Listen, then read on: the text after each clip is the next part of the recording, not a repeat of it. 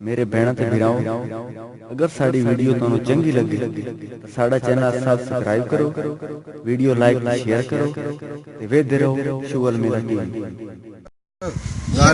गल ये तू हो गया जवान ते मेरी मर्जी के मुताबिक शादी करेना नहीं, मैं तो अपनी मर्जी की शादी करना पढ़ी लिखी हो जोर नाल। मेरा पुत्र पढ़ी लिखी नरेंद्र मोदी जानना, नरेंद्र मोदी या जे इंडिया दा वजीर आजम है, ओ दी नाल तेरी शादी करना बात करेना है और तल बता कर ले सा हुन कर लई से। या कर अच्छा ठीक है, हुन मैं कर लेना तेरा इंतजार। ठीक है।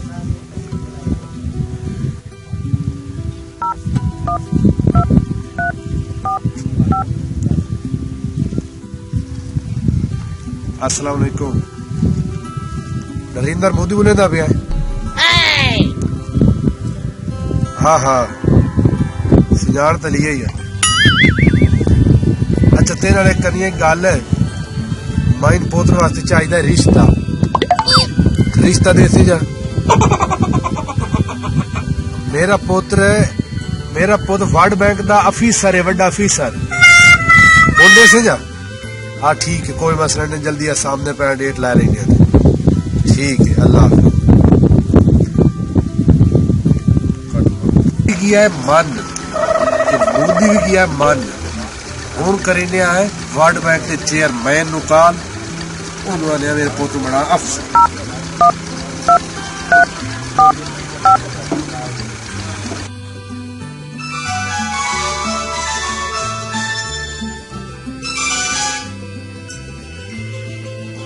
अस्सलाम वालेकुम।